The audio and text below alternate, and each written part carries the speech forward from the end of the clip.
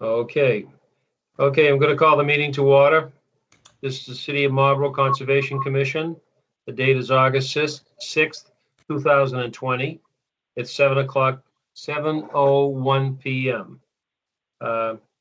This will be conducted via remote participation. This participation would be via virtual means only pursuant to Governor Baker's March 12th, 2020 order superseding certain provisions of the open meeting law, General Law, General Law 30A, Section 18, and the Governor's March 15th, 2020 order imposing strict limitation on the number of people that may gather in one place.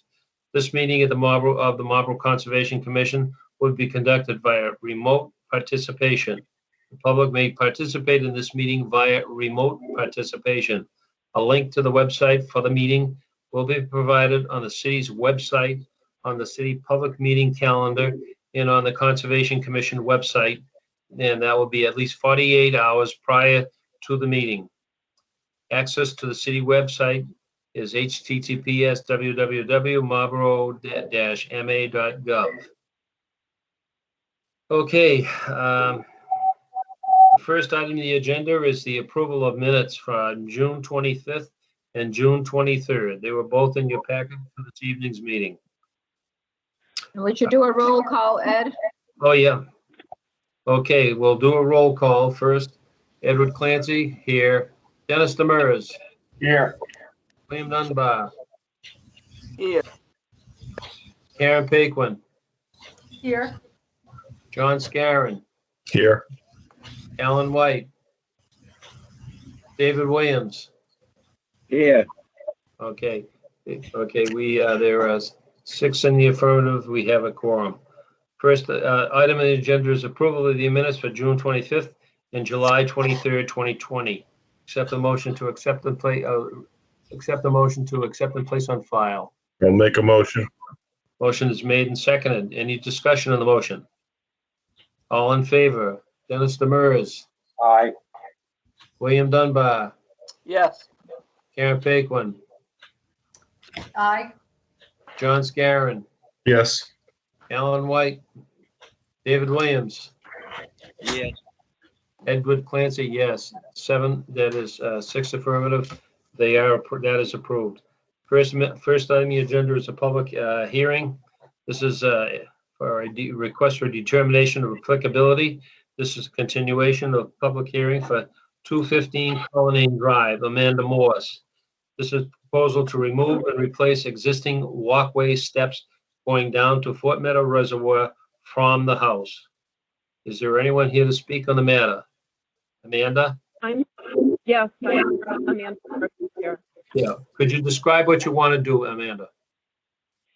Literally, I want to remove the dead, cracked, deteriorated wood that has been the steps for 40 years or so, and try and find another way to replace it so that it's a little more accessible to walk down to the water. Yeah. You know, we do have pictures of the deteriorated stairwell. I know you probably can't see it, but they're being shown on the video. Yeah. There presently you have wooden, like railroad ties or pressure treated ties. Railroad ties. Railroad ties. Your plan is to remove those? Yes. Yes. And what are you going to do with them? You can't throw them in the lake. Oh, no, I know that. Yeah. And anyone that I've talked to, I've gotten 3 or 4 estimates on different kinds of material. They're willing to take it away. Most of these are landscape type places, so how they dispose of it, that I'm uncertain. I'm assuming they bring it to the dump or wherever. I don't know how they, remove that stuff. But they are willing to take it away. Yeah, I'm familiar with your house. I was friendly with the people that lived there prior to you many years ago, and the Covenys. And I know it is very steep going all the way down. what you're going to have to put in there is going to have to be pretty much pinned into the hill because it's so steep. It is a meandering path the way it goes right now. Do you plan on having a meandering path in the future? I was going to follow The same footprint. yeah. Yeah. A Y. Um, It's really a yeah. Y. When you come up, it splits. One goes to the deck, and then the other one goes to the driveway side of the house. Yeah. Yeah. You know, you did replace the you did a upgrade on the boathouse. That came out very good. Yeah. Yeah, I did happen to go by in a boat and took a look at it, and I can see where you really need to do something. And it, you know, it is kind of dangerous the way it is right now. Yes, it is. Okay, now this is also the public hearing. Members of the commission, any questions? This is Karen. I was wondering, I don't know if I just didn't hear it. What is it being replaced with? What are the stairs going to be made of? That I'm not sure of. I've looked into a Trex material, which is a composite wood, pressed wood material that does well in this kind of environment, you know, with the cold and the hot, and it expands. And of course, it's in the trees here, so I have to think about limbs and things falling down on it and not cracking it. Pavers are out. I won't be doing that because I have to deal with the tree roots and things, and probably within 5, 6, 7 years, I'd have to be replacing pavers because they would be moving, and I don't want to do that. I also have to think about when I get a torrential rain, it really is like a luge going down that hillside where the walkway is or the steps. So, Yeah, oh, sorry. Go ahead. Oh, that was my question. So the photos that I have in front of me, you know, show the decaying railroad ties. But I was wondering, in between the ties, is that grass? Is it mostly dirt? I mean, I was wondering if you got like a water luge coming down those stairs. Yeah. Yeah, it's dirt and roots right now. That's how deteriorated it is. It's just, you're pretty much walking on the dirt and roots and things like that.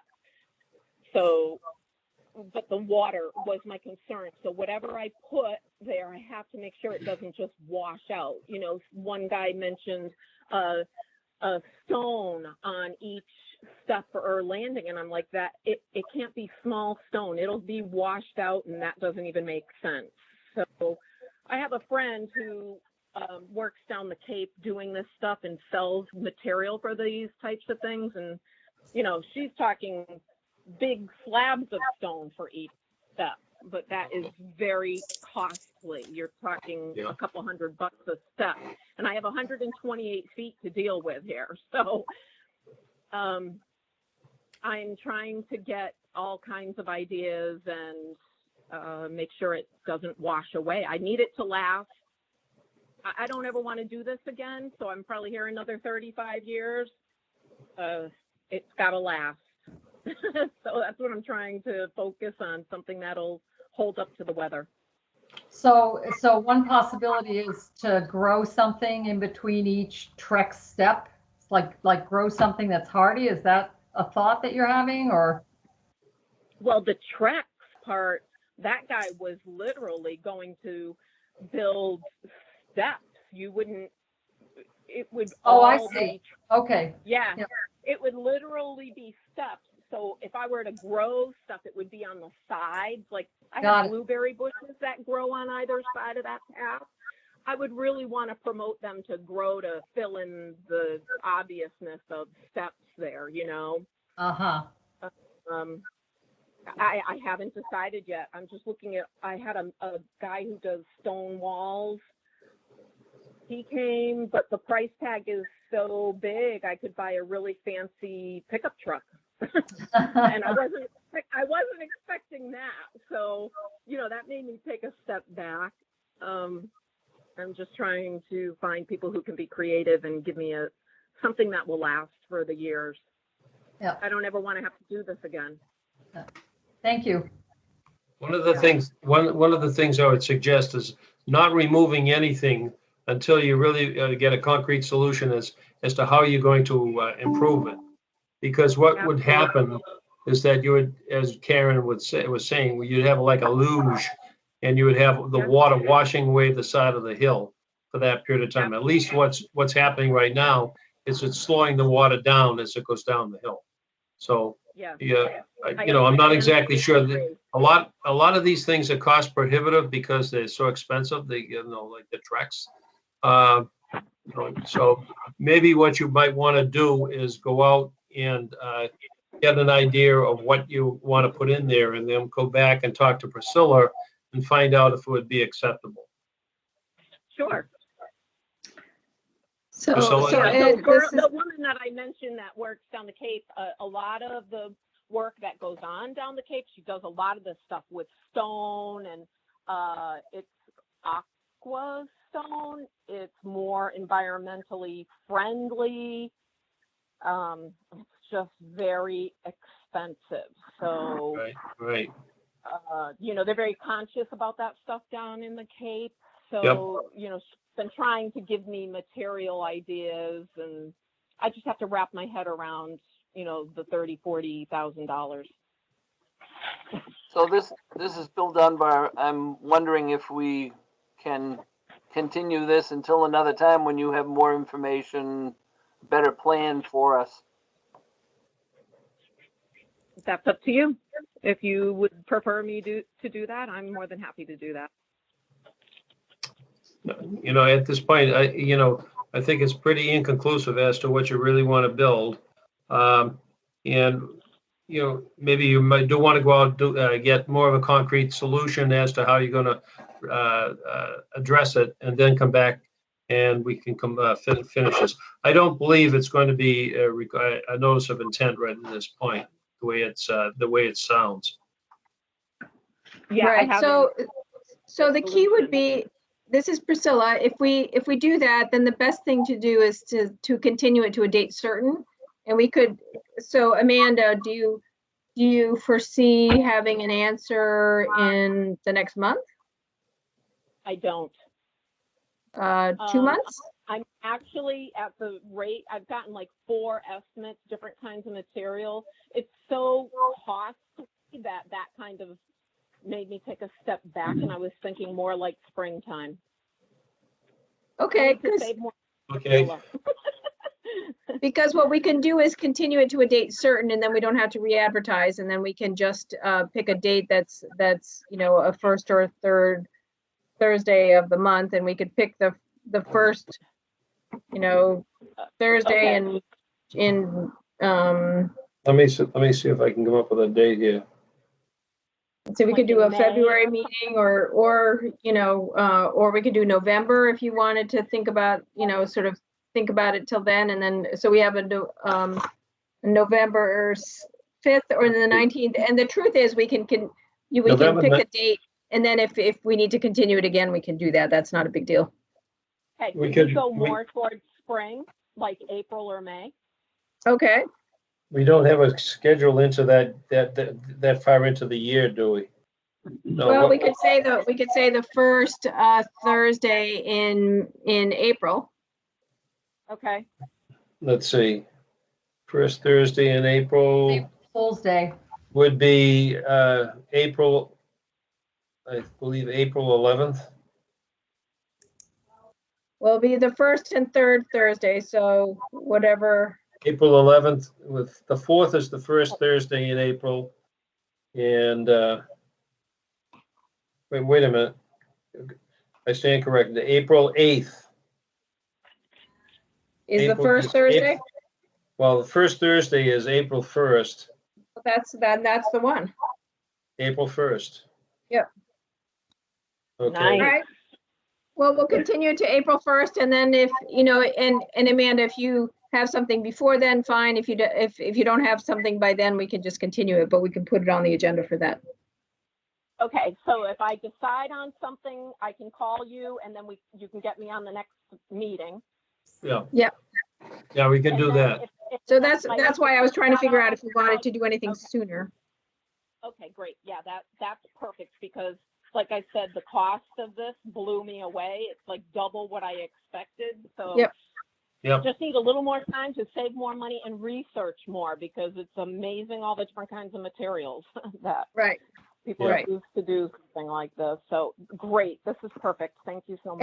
And then Amanda, the thing that we're looking for a little bit is really to figure out how it's going to be constructed and sort of what machinery they're going to be using. So once you settle on something, then we can talk to the contractor to kind of figure out what they're doing. Obviously, we just want to make sure it doesn't, during construction, doesn't wash into the lake. So Yes, just and what- I did how they're ask doing it. those questions. Right. I actually did ask those questions. And out of I know 3 of the estimates, they weren't going to use any heavy equipment. But Okay. when I talked to Yeah. my girlfriend down in the Cape, she said with those big step stones, if I did go with something like that, they will need a small machine. Yeah. Yeah, and that's fine. I mean, we expect you have to use something, so that's okay. So, okay, we'll continue this to then. Okay, Well, so we're going to continue this to April 1st, 2021. Okay. Great. Okay? So that is Okay. continued to April 1st, 2021.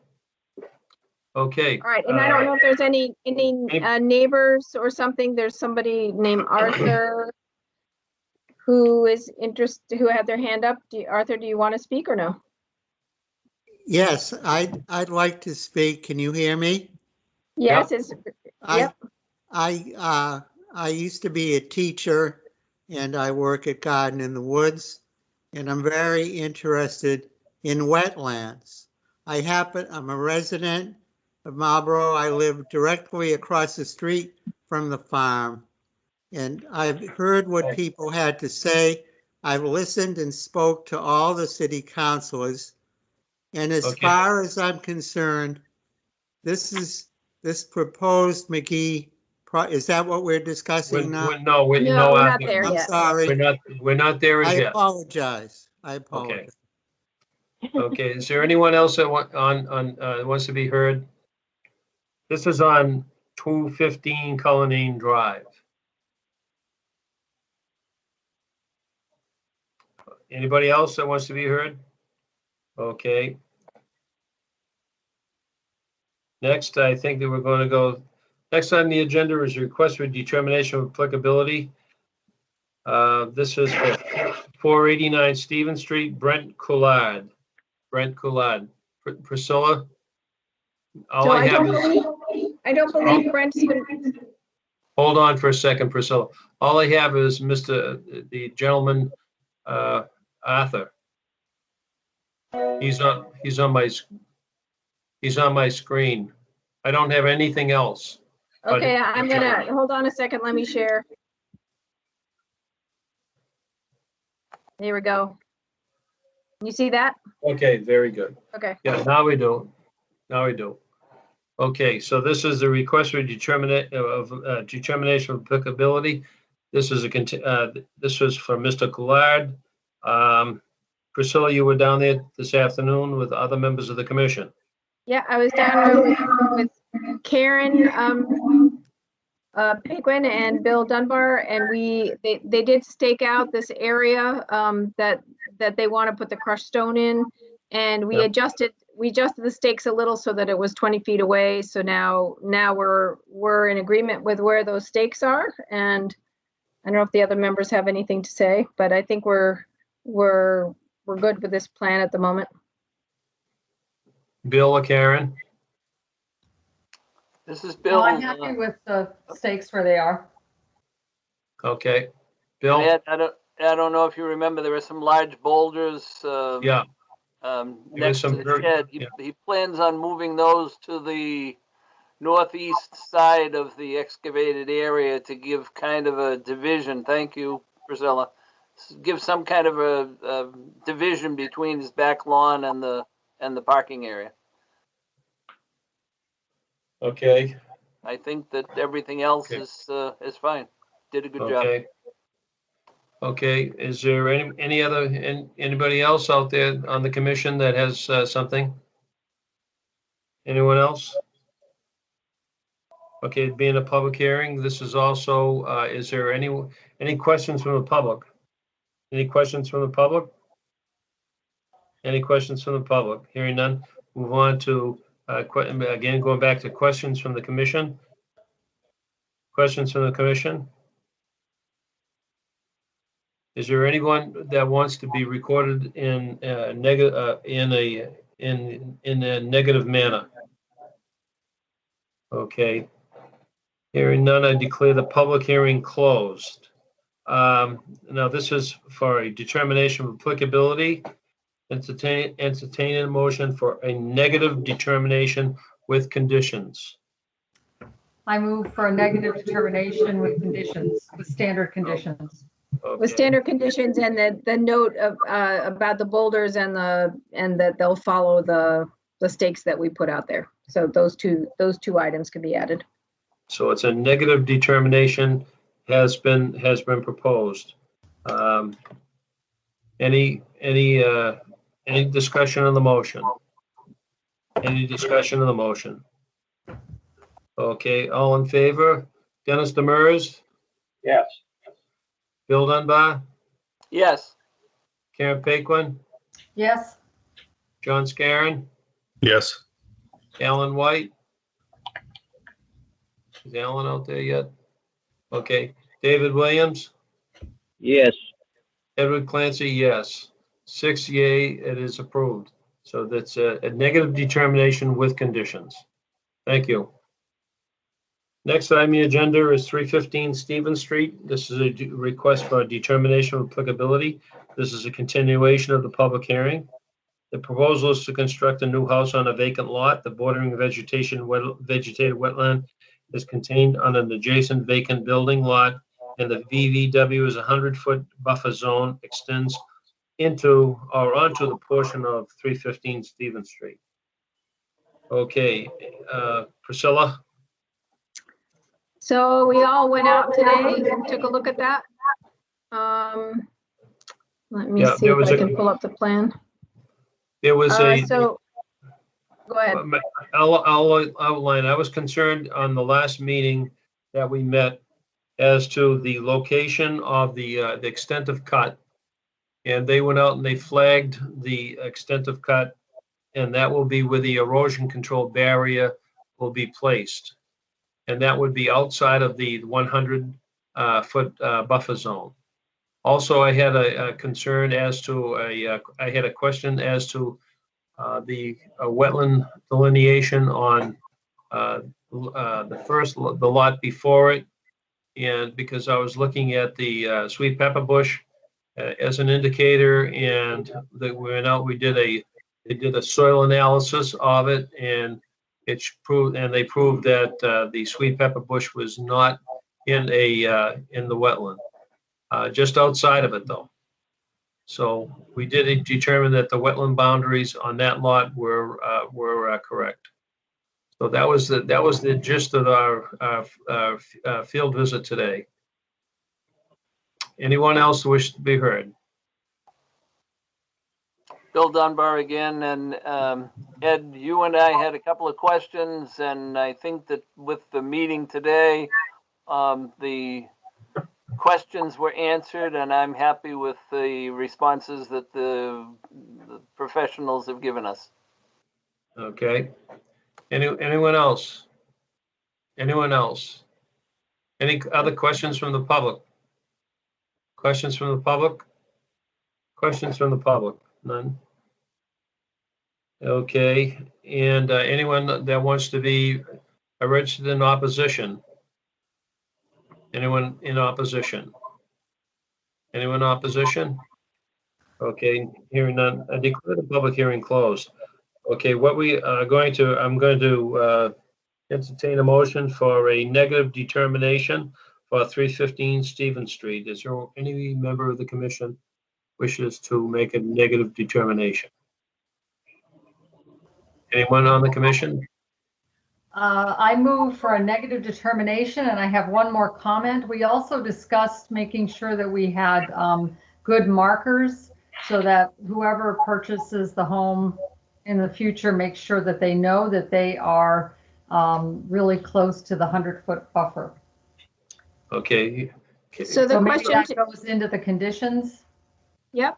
So the question for you guys is, do we want it right here along the 100-foot buffer zone line? Is that what we'd like? Or do we want it at the edge of their clearing? I think they would, because, you know, the 100-foot buffer line is really the edge of the clearing. Or actually where they put the erosion control. If they can put wetland markers there, that would help. And also something in the purchase and sale agreement, when the person buys the house, that they understand that the area behind it would be wet, and they cannot go beyond the length of the area that they have cleared. Without first coming back to the commission. Without first coming back to the commission. They So would we can- actually have to get a notice of intent. Yeah. So so we can put the condition that we normally put in the notice of intent, that the new buyer must give us a letter just saying that they're aware that there's this wetland boundary, and that'll help. That would help. So I'll add that, and the markers, I can add those as standard things. The other thing that I note, the neighbor, Mr. McCarthy, had called me, and the note on the plan says the existing encroaching sheds to be removed, but apparently the owner is talking to them to sort of resolve those encroachments, so we're going to leave that to the neighbors to deal with. That's none of our problem. Yep. So I just wanted to let you know that, because it says so on the plan. So I think those are good conditions. Okay. It's also Pachysandra City down there if you need Pachysandra. Mr. Chairman? Okay. Yes. Hi, this is Kevin O'Leary, the engineer for the project. Yep. And we met today out on the project site. I'd just like to review the language for negative determination with respect to the wetland setbacks or wetland notification. I think it's a relatively minor issue that we can work out with commission staff, but I'd just like to see it before it is issued. It's not a big deal either way. I'm happy. I can share that with you, Kevin, just so you see the language. It's pretty standard language. It's pretty innocuous, but I'll be happy to share it. Thank you very much. That is my only concern. And thank you very much for the commission to make the site visit today. And that's about it. Okay, thank you. So Okay. Kevin, Bill Dunbar has a question for Kevin then. The question being the markers, which will be permanent. Would you want them along the silt fence, or would you want them at the 100-foot buffer zone or in between? Well, I think along the 100-foot buffer zone, and there appears to be plenty of rock to delineate that on site. So I'm thinking popping them out when they start the excavation work and setting them on the 100-foot buffer, but not all the way back to the rear limits of the property, but maybe to the property on Oak Crest near Johnson property. Mm-hmm. It's one lot back. In other words, I don't want to obligate the builder or developer to delineate several hundred feet with rock and boulders. They'd create more damage going back there to set the markers than if they kind of cut it over towards Oak Crest near where the sheds are located. I think we're in. Hey, yeah, Kevin, I have a question. You know, the lot is going to require an awful lot of fill. You're going to go in there. You're going to have to cut and stump the area, and you can't bury the stumps on site, so you have to remove them. My question would be is that it's very bony in there. Are you going to go down? How far down are you going to go? Just building code for footings, so Yeah. 3 Okay. feet, 3.5 feet at the back of the house. Yeah, I just don't want to see you pushing it forward into the cut area. That's all. Pushing what will? You know, when I went out there to do, Priscilla and I went out there many months ago, and we tried putting the auger down, it's very bony. So Yeah. my thing, you don't have much topsoil. Well, So you there's could have- topsoil, but it's mixed with rock. Yeah, an But awful we're lot of gonna, rock. we're gonna, extract the rock and place the rock on the limit of work area as it delineates. But I just don't want to obligate the builder to, put rock all the way back to, 300 or 400 feet from the street. Just No. cut it You across. don't want that. Right. So not Kevin, I think Kevin, if you can see the screen, so we're just sort of talking about a line that goes like this. I can't see the screen, Priscilla. Oh, I'm you can, sorry. okay. So it'll but it- follow the 100-foot, and then where it turns back, it'll just go into the Johnson's, It'll just head towards into- Johnson's property. Yeah, I think we're all in agreement. It's over near the shed on Johnson's property in Yeah. that general location. We're fine Correct. with that. I We mean, got that. not a We big got deal. that. Yeah. Okay. All right. And Okay. sorry, I need to butt in again. Are we going to put markers like we worked on yesterday, Priscilla, or are we going to have just rock as Kevin described? Those are usually wetland markers, Bill. Yeah. So there'll be So- wetland markers that will be installed. Well, so in this case, I don't think that sort of a little stone wall back there would be a bad thing, and then they could show it on the as-built plan, and there could just be a note on the as-built plan that this is the limit of the 100-foot buffer, and that would be Okay, enough, I think. to signify it. Okay. Eddie, may I speak? Dennis? Yep. Yes. My question here is to Mr. O'Leary. You're filling this lot. You've got slopes on both sides of this lot on towards the property. It looks to me like you're putting a 2-to-1 slope there. What's going to hold this mountain up that you're building without running Well, into the property? It's not a mountain. It's a 3-to-1 slopes, not 2-to-1. And Right. 3-to-1 is the Soil plan is Conservation Service. Plan is awfully small, that's all. I'm having trouble delineating. It looks closer to 2-to-1, could be 3-to-1, but it's still a very steep bank on both sides. What are you proposing to hold this in place? Well, 3-to-1 holds itself in place when constructed. So with loam and seed for the vegetation that take hold and secure the slope, that's what's proposed. There's no additional slope stabilization, and it's not required in accordance with the Soil Conservation Service guidelines or requirements. Mm-hmm. So when it runs into Mr. McCarthy's property, yeah, that's what you're gonna tell him. Because right now you're grading right into his yard and a lot on the other side also.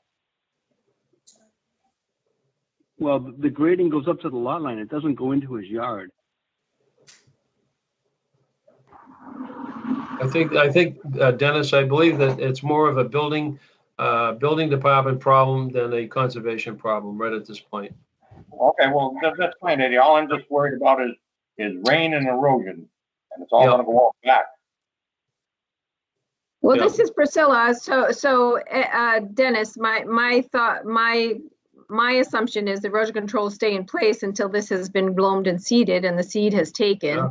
And once the seed is taken, then it should be like any lawn, and then the erosion controls come out. They are putting a swale sort of between these two lots so that the water can drain down between it.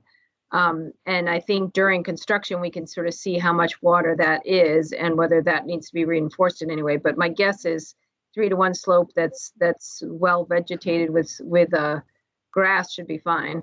But That's fine. It's just that Okay. they leave no room for mistakes. I agree. It's a tight Agree. lot, no question about that. Yeah. Okay, so we have a negative determination as proposed. It's made and seconded. I'll take the roll. Dennis Demers, Yes. Bill Dunbar, Yes. Karen Paquin, Yes. John Scarron, Yes. Alan White, you out there? David Williams, Yes. Edward Clancy, yes. 6 yea, it is approved. So it's a negative determination with conditions. Okay, moving on to the next item on the agenda. This is a notice of intent. This is a continuation of a public hearing this is the draft order conditions. And this is for 339 Boston Post Road and adjoining parcels. James Driscoll, Marlborough, Mass. Owner LLC proposes to construct a 4 multifamily residential building, garages, a pool, associated parking lots, dog park, and community garden within the buffer zone, bordering land subject to flooding and/or riverfront. This is also known as McGee Farm, and more recently, Heritage Farm LLC. Anyone here tonight? Mr. Chairman, Brian Falk from Myrick O'Connell here on behalf of the applicant. Good evening, Brian. Good evening. We're grateful to be before you with a draft order of conditions, hoping to go through the conditions tonight. We appreciate Priscilla Ryder's work on that. I just want to turn things over to our design team, who have provided a few recent responses to questions from Priscilla Ryder. Dave Robinson, are you available? Yes, I am, Brian. Great. Yeah, so we provided responses to some of Priscilla's questions and concerns from earlier in this week. Basically, you know, addressing items such as the trotting track, which is to be partially paved up to the dog park, and then the rest will remain as a natural looped walking path. And a few other items about the fencing.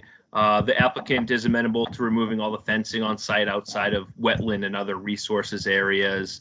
And we also addressed a concern about drainage outfall and where it's located, and the location of the dog park. So very, you know, cursory items, and I think we provided some good responses to them as well. So do you want to go ahead and just go through those responses, David, just to step through them? Because I know I'd sent those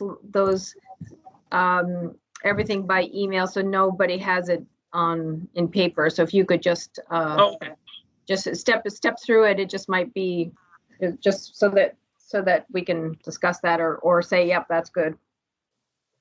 So number one has to do with the trotting track or the looped nature path throughout the site, and what the materials are going to be, if it's going to be paved or not, and how it will link to the site. So it loops around the site. There's a connection on the western portion as well as the eastern portion. So you can go in one direction. It's going to be paved up until the dog park. And the remainder of it will remain as a natural surface trail. Question 2 kind of dealt with the fencing. You know, we're willing to, originally we had proposed the fencing up to the limit of work, and we're willing, you know, amenable to removing all the fencing on site located outside of the wetlands or other resources areas to improve the wildlife movement through the site. That was comment 2 from Priscilla. Comment 3 dealt with the drainage outlets. Is there a reason why the drainage outfall is near the pool? Is at the 20-foot, is at the wetland boundary instead of the 20-foot buffer zone line. That's to provide enough pitch on the pipe to properly discharge. Question 4 dealt with the dog park. How do we justify the new dog park location? And basically, we're still working out the materials with Concom, but we've proposed the dog park at an appropriate location outside of the floodplain and riverfront area to mitigate runoff to the resource areas. And then question 5 deals with the riverfront analysis. I'd like to turn it over to Goddard Consultants to deal with the riverfront analysis question. I think Tim McGuire is here. Yes, thank you, David. For the record, my name is Tim McGuire. I'm a wetland scientist with Goddard Consulting. Priscilla, or whoever's in control, do you want to scroll down to my first graphic showing the riverfront area? Yes, thank you. So although it wasn't more clearly called out at the beginning, there are some impacts to the inner riparian zone, approximately 4,636 square feet. Much of this is associated with the patio of the pool and the amenities building. And you can see that area in specific that will be impacted colored in purple. Below that in blue is the area of the existing degraded surfaces associated with the existing horse farm that will be restored as a result of this proposal. So if you could scroll down to the next one that shows the same impacts broken down a little more specifically over an orthophoto view of the existing conditions of the site, you can see that a good portion of what is proposed to be impacted within the inner riparian zone occurs within existing degraded surfaces, being areas that lack topsoil and vegetation, while the rest of it occurs within existing pasture. Now, the area that we are proposing to restore, not only is it closer to the river itself, but it results in a net increase of approximately 1,500 square feet of vegetated area within riverfront area. So this is still regulatorily compliant under 310 CMR 10.585, the new development within degraded surfaces, existing degraded surfaces in riverfront area. And we don't believe that due to the net increase of vegetated area within riverfront, that these proposed impacts will negatively impact the on-site resource areas. And I'll be available for questions after, if David, you wanted to continue with the rest of the responses. I think that's it. That was the last. That was the last one. Yep. Okay, I have a question. It goes to what do you mean by degraded? Yes. So degraded surfaces. What is your definition of degraded area?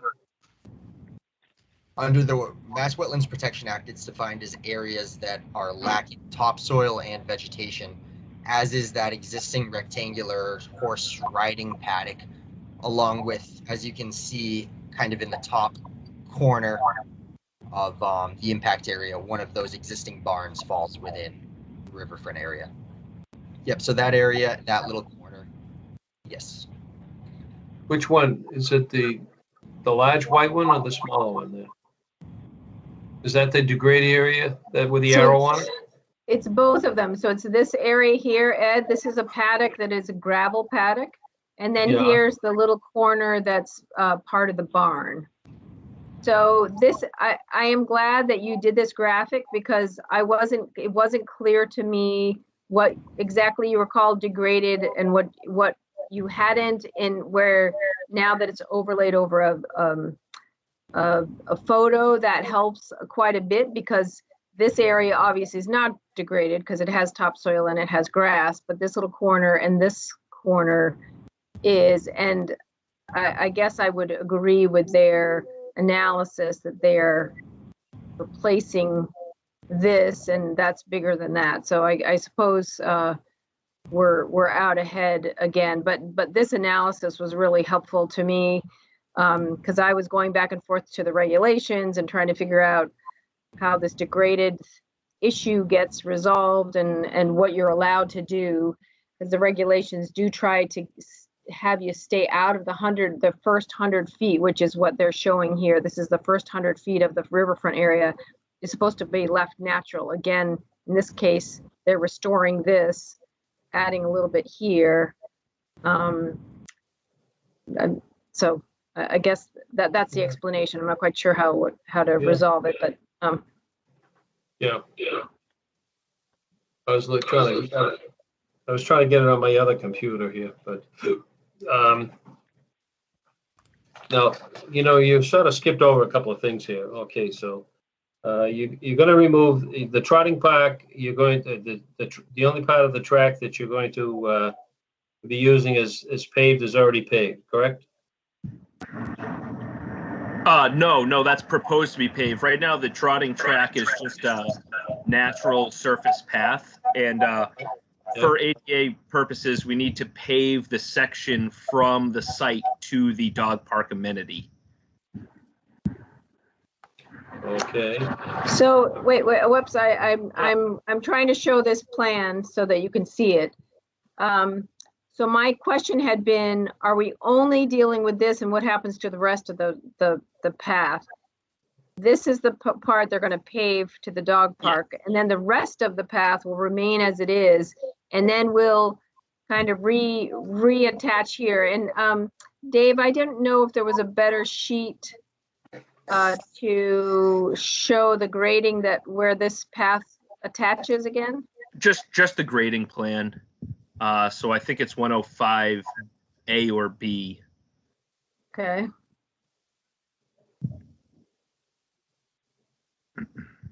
It's in a few. So Yeah. David, this is Bill. While she's trying to find that, Sure. why do we need to hot top that walkway? For ADA purposes, so that it's a, yeah, exactly, for ADA purposes, because it's a site amenity, and we need to provide that ADA access to site amenities. Is that state law, or is that Yep. you being nice? What's the reason for it? ADA regulations, as well as I believe the MAAB, Mass Accessibility Architects Board, MAAB would spec that too. So anything that's a site amenity needs a stable surface. It can't just be a natural walking path. Well, what's this there is kind of now? waypointed. What's there It's now? state is and federal law. I believe that was Tom Moran. He said it's a state and federal law. Okay, so my point is that what's there now is not natural. It's either stone dust or something on that idea. Can't that be left the way it is? It will be for the majority of the site. However, per ADA and MAAB, we need to provide a proper surface from the site to that dog park, and we've incorporated those bioretention ponds along the length of that impervious surface. That was a DEP comment that we addressed and satisfied.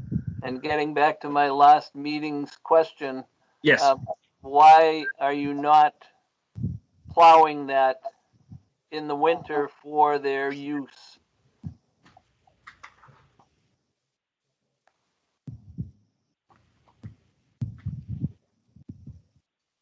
Hey, this is Tom at Waypoint again. In all likelihood, people are not going to use it.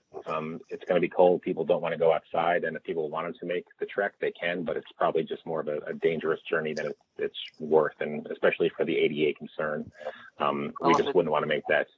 If it's hot topped and people have the habit of using it, people are going to use it throughout the course of the year. So plowing it and caring for it all year long would be advantageous if you're going to do this and make it ADA approved. Yeah, typically with things like this, if there was a demand and a resident feedback was that they wanted to use it in the winter, we would do that. But our history with properties like this and locations like this tell us that this dog park does not get used very often. There might be one or two people willing to make the trek, but again, typically it's not an amenity that's used in the winter. So where will the dog waste be 4 months out of the year? Well, again, it's a dog park. It's more of a recreation area. It's not where people have to go to bring their dogs out.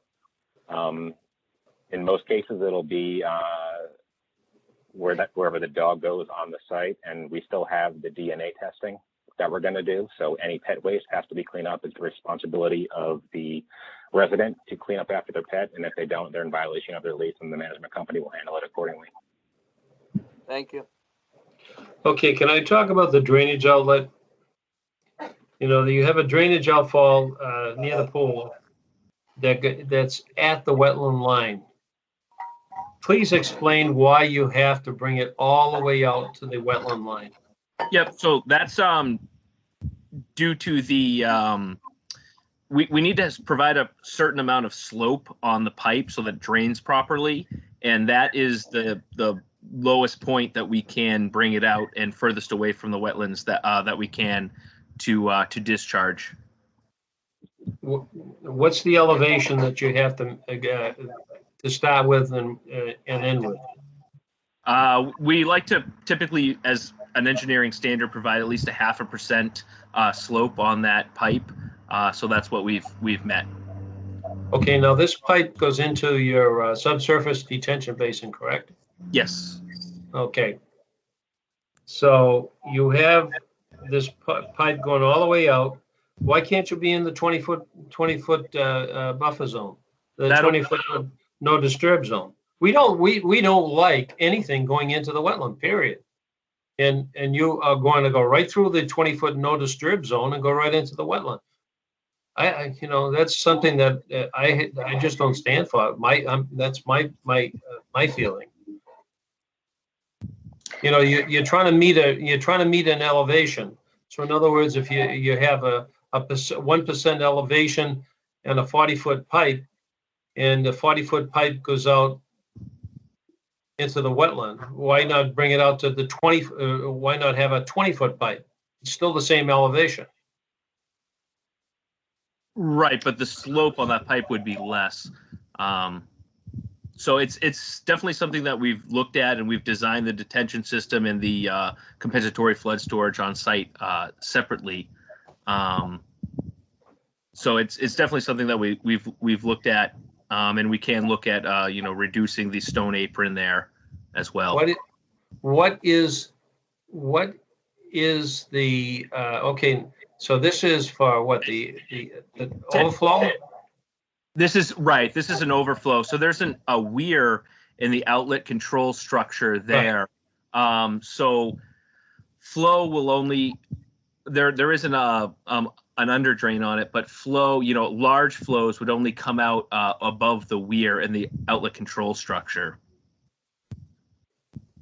Is there a better plan, David, that I can show, or is this one good showing? That's the grading plan. If you scroll down 2 sheets, I believe you'll come to the drainage plan that has the drainage bold and the grading grayscaled. Okay. This one's good. Yeah. So the other thing is I had asked Tom Percio. Yep. Oh, go ahead. I was just going to say the pipe and the flared end section are right at the 20-foot. It's really just the riprap apron, which helps to dissipate and spread the velocity at a reasonable level that won't scour and erode the area there. That's within the 20-foot. Well, I have a question. You're showing that going out right into the area that is the compensation for flood storage. Am I correct? Yes, that is an area that we've proposed, yes. So in other words, what you're doing is you're bringing a pipe out from your underground system into the flood storage area, and this thing, primarily your subsurface detention basin, only functions in high flow. So when you have there's right? there's an under drain, but then if there's a high flow, it'll overtop the weir, and a significant amount of discharge will leave the site. So in other words, the water could back charge into this pipe. Well, no, because the weir would prevent that, and we've designed the elevation so that's not going to happen. So if I could interject, this is Priscilla. So Tom, I asked Tom DePercio this question, and he sent me an email, and I just read it just this minute. So I'm just going to read it to you because it sort of explains some of his thoughts, and then I think he has 2 more questions. So it says, Priscilla, a few remaining comments about the drainage system as it relates to the Concom review. First, as discussed, the drain system outfall at elevation 373.32, blah, blah, blah, are above the flood elevation. So during major flood events, the system would surcharge. So the discharge is below the flood elevation. So during major flood events, the system would surcharge and lose some capacity for runoff from the site. A rubber check valve such as this, and he gives an example, is something that I have seen used on drain outfalls for this purpose. Now, this is my comment. If he if the weir serves that purpose, we'll have to confirm with Tom that that's acceptable.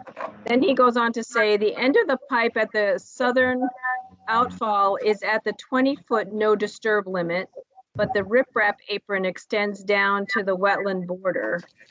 The outfall should be moved upland such that no construction or disturbance is proposed in the no disturb zone. The drainage system may need to be raised in order to do this. And then his next point is there are no details of the inspection ports on the plans. A detail should be provided showing that the ports will have covers at finish grade and be large enough to adequately inspect the system. And then his last comment is the drain pipe from OC1 to drain manhole 13 and the pipe from catch basin 6 to drain manhole 7 appear to conflict. Eliminating the conflict may involve changing the elevations of some of the system components. Again, the last two are smaller items that are more adjustment things. But so that was Tom's comment, and David Robinson, I know I just threw that out at you, so I don't know if you have a response to either of those. Yeah, no, it's something that we'll certainly review. You know, I'd like to take a better look at Tom's comments there. They're pretty detailed from what you've just read off, and it's something that we'll have to incorporate into the plans. Okay. Take a look at. All right. I'll just render my opinion about the 20-foot no disturb zone. 20-foot no disturb means no disturb. So in other words, you'd have to remove all of the riprap that you are proposing in the 20-foot zone and move it back along with your pipe. That's my opinion. Carlton Quinn with Allen Major. If that is a requirement of the board, we have no problem taking a look at redesigning this and pulling that out of the 20-foot no disturb zone. It is possible, so we can live with that if that's a requirement. Yeah. Okay. And I do have a concern that if you have a subsurface detention area and you have the compensatory storage for flood,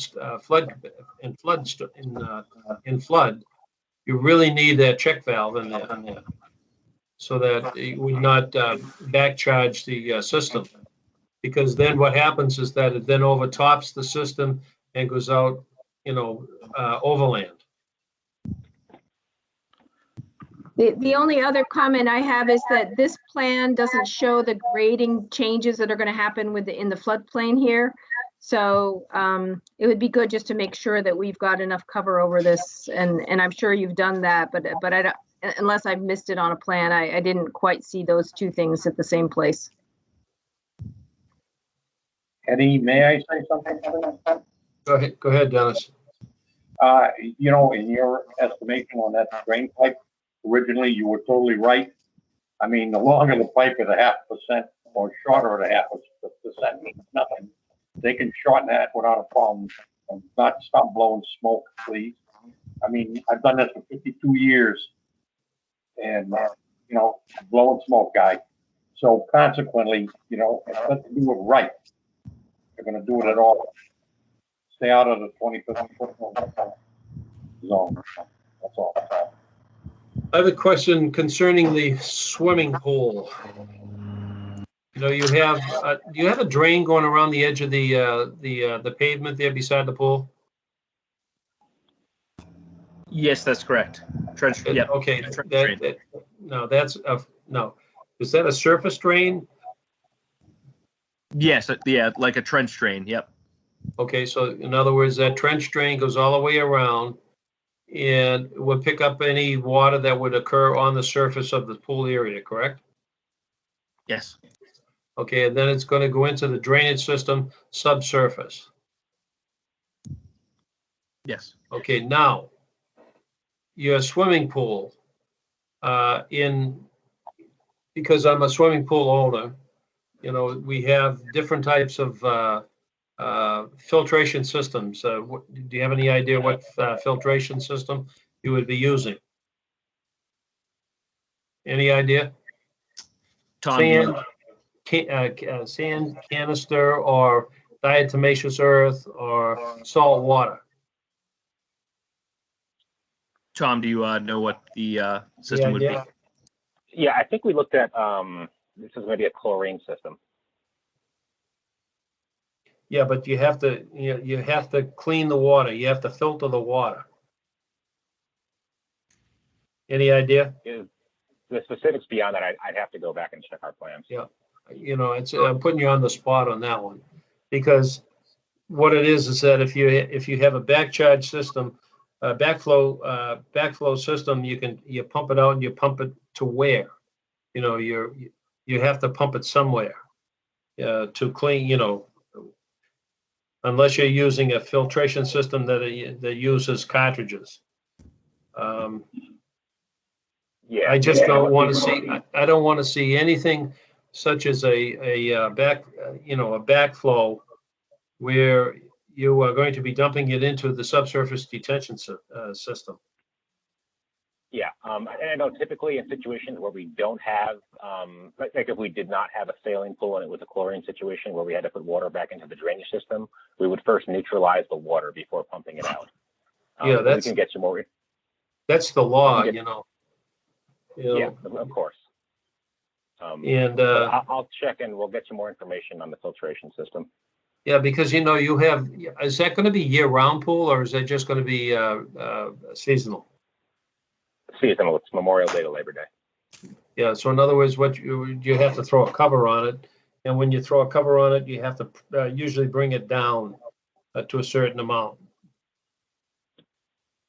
Right. Now, my thing is that you have to pump the water somewhere, and I just don't want to see you pumping it into the subsurface detention basin, subsurface detention area. Unless the water has been allowed to sit for a period of time to remove the chlorine, or if it's a salt water system, then you're going to be backcharging salt water into your subsurface system. So that's just a concern that I have. Yeah, we neutralize if it does go into the subsurface system. But I'll double check and we'll get you information on the filtration system so you're aware of what we're doing. Yeah. And I'll tell you honestly, I'm not too enthralled with the idea of the dog park, because when the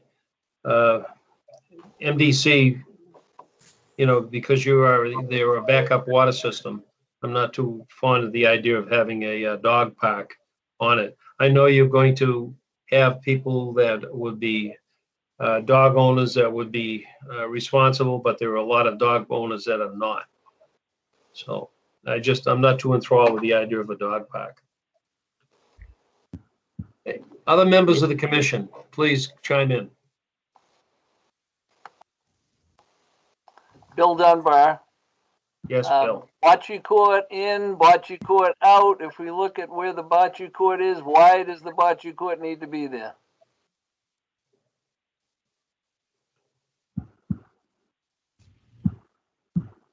Where is it? The idea, just from a design perspective, the outdoor amenities are situated where they are because we have this amazing green space at the southern portion of our site, and we wanted the people living there to be able to appreciate the green space while they're spending time outdoors. Because again, we feel that area that we have, like the walking trail and the woods and the wetlands, is a key amenity to being able to live at this location. So when people are using things like the pool, like the bocce court, we wanted them to be able to appreciate the nature that exists there already. So as we're squeezing all of this in, wouldn't that be a nice area to squeeze and get rid of the bocce court and give us more of that green space towards the back of the property, instead of having that jog around and close to the wetlands? Is that the dog park you're referring to? No, bocce court. Bocce court. Can you guys see the screen? Can you see the screen now? Yes. Yeah, what were you Okay. saying to squeeze? I wasn't sure what we were moving. Do you see the bocce court? Yes. Okay, can we eliminate the bocce court and just bring the backyard up to the wall? If you drop the arrow down, Priscilla, where the wall comes across. Oh, here, I Right there, see. yeah, Yeah.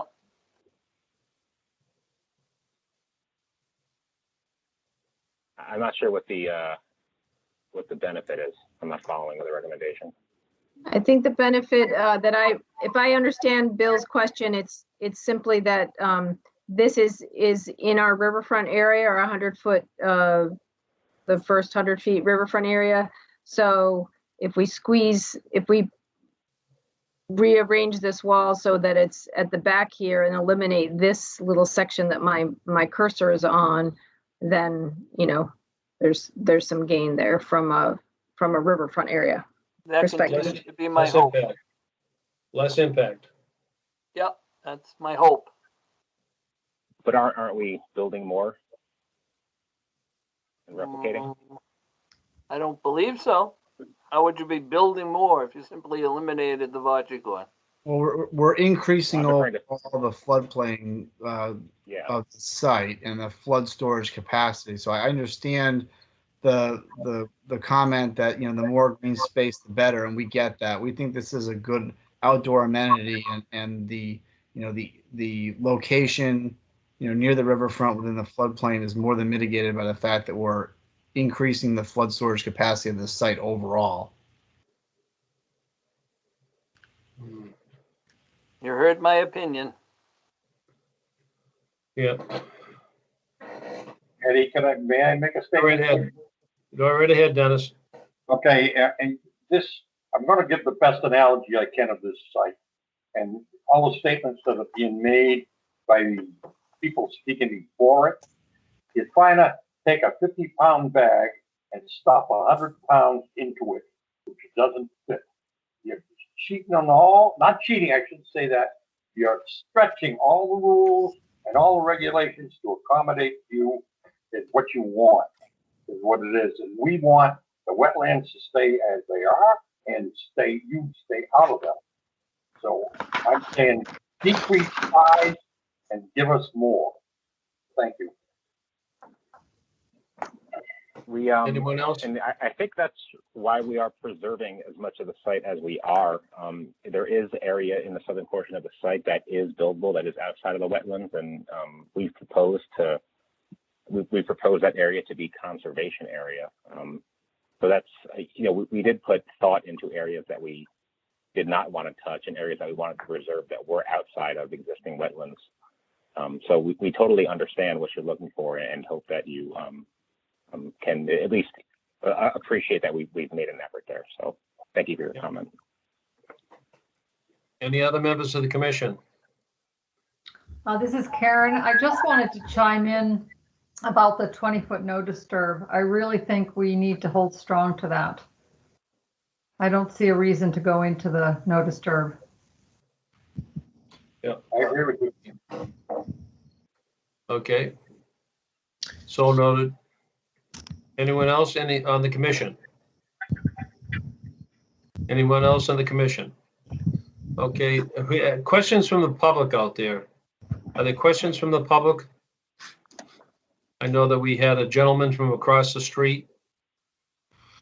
Katie, go right ahead.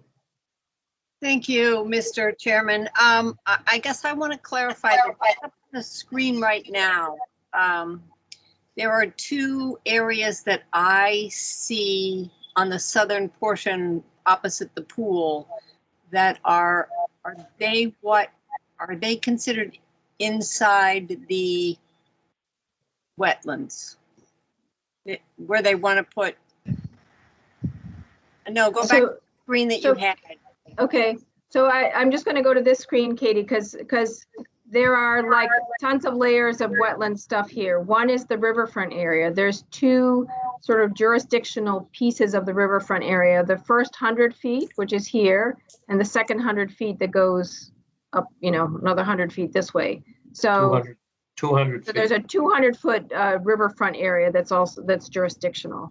And then, so there, and what they've noted is that this area is right now degraded because it has no topsoil. It's one of the trotting rings that they have. So they're saying, okay, well, we're going to restore this and then sort of fill, you know, do work here. But But again, in the regulations, that first 100 feet is supposed to be left as natural as possible or restored as much as possible, which they have, you know, if you're weighing it, I suppose this is more than what's there. But again, that's the sort of what we have to talk about. And then I'll go back to the plan that we had before. So go ahead, Katie. I was just trying to explain that. So there's sort of little humps that are the dotted lines, that one, and then the one on the left-hand side of the pool. And those are inside that darker line that runs parallel to the pool. There's a hatched line that's bigger hatches. It's running all the way across the diagram. This one? No. This one here? No, Can you see? One. Go below where you are just a little bit. Oh, and this big one. So that's a zoning line. Am I correct, David Robinson? Yeah, that's the zoning line, correct. So that has nothing to do with the wetland line. This line here, this little line, this is the floodplain. So they're filling this and replicating it here. All right. And so that and then the riverfront line isn't on this particular plan, I don't think, because it crosses someplace in here. So neither one of those little triangles that are, I guess, going to, well, that one's going to be, is that going to be paved? Correct, that's filled. Okay. Yep. So none of that has anything to do with the 200-foot wetland that you were talking about? No, but that's the other layer. This is the floodplain. So in the wetlands regulations, there's all these layers. There's the riverfront layer that has its own rules. There's the floodplain layer that has its rules. There's the bordering vegetated wetland layer that has its rules. So we have to look at each of those individually to see if it's meeting the rules. So a couple weeks ago, we did talk about this floodplain filling, and then they were replicating the floodplain over here, where my cursor is. Okay. So they are filling the bathtub here, but then they're digging the bathtub here. So in the end, we have an equal or actually a greater amount of bathtub, you know, to fill over here. So that's sort of a simple way to explain it. Okay. I guess I'm trying to figure out if those two things have anything to do with what the ZBA will be ruling on. Yes, the ZBA is ruling on this filling the bathtub and creating another bathtub. So, I mean, it's the easiest way I can explain it. Do with the outfall that you were discussing earlier. That's within that area. Yes. Okay. Correct. And that's the additional detail that we might want to see is right in here, because we want to see what the grades are, because they're going to be restoring this, because they're going to be digging out and sort of making this back to the floodplain as well as this area. So we need a little bit more detail about this. And then the bocce court is actually within the area because of the line that, if I'm following the line correctly, it is within what they could put. You just don't like it as being Yeah, I mean, it's within our jurisdictional area. So this is so what I'm hearing is, you know, that they're sort of taking advantage. And I'm just going to switch back to this. If we had our druthers, this whole 100-foot area would just be left and restored to a natural, you know, riverfront. You know, that's what the regulations are trying to get communities to do is get this back to as best as possible, right? So the best possible would be that this whole thing is naturalized and it's back to a normal riverfront area. It's trying to make sure that river has as much of a corridor or a natural area as possible. What their argument is from what I'm hearing is this is already degraded, so they'll restore that and they'll eat into this little piece too, just because now they're restoring this and it balances out for them. So I think that's the thing that we're trying to grapple with. How do we do that? And Bill was trying to say, okay, if this is where the bocce court is, where my cursor is, and we can get you out of that 100-foot riverfront area, why not? So, and I might be putting words in people's mouths, so guys can jump in. No, I think that's pretty much what I got. I was just not clear where this plan that you now have on the screen fits into what you just showed. Is this really that line of the? So again, I don't know, David Robinson or Carlton, do you have a better plan that sort of shows where these lines are so that we, or is what I had on, is this? Actually, there was a better one, wasn't there? So if you look at that though, you get the. Here we go. Here we go. Yeah, there we go. There we go. So that blue area is paddock. And the bocce court. Okay. So it's really part of the pool is in there too. Correct. Correct. Yes. All right. And Katie, just a question to you. Has the Urban Affairs started their discussions as yet? No, we haven't. I'm really trying to wait until I get the final conditions from both conservation and then from ZBA before we start. If ZBA doesn't do approval, I think that sort of impacts the ability for the project to go forward. So I believe they're waiting for us. yeah, that's my understanding. All right. So if you were adamant and say no development within that pink area, does that mean there's no pool either? No. No? Okay. I don't know. I would have to go back and look at the overall, you know, the overall. Do you have the overall? Pull it back up, Priscilla. Is that the one? Would the pool go if we said there's no development within the riverfront? Well, if you go back to the one that you just had, it looks to me like it would, because you can see the pool underneath that pink area. Yeah, see, I Right, don't have or it. it just means that everything has to shrink a little bit so that you know everything gets pulled back. So I guess that's the debate at the moment. And that would be something you could rule on, that they can't have anything within that 100-foot On the riverfront. on the riverfront. I think That that's also the zoning ZBA would have something to say about that too. Okay. Yeah, but I think from a wetlands perspective, Ed, for the riverfront areas is specific to the Wetlands Protection Act. So we would rule on that.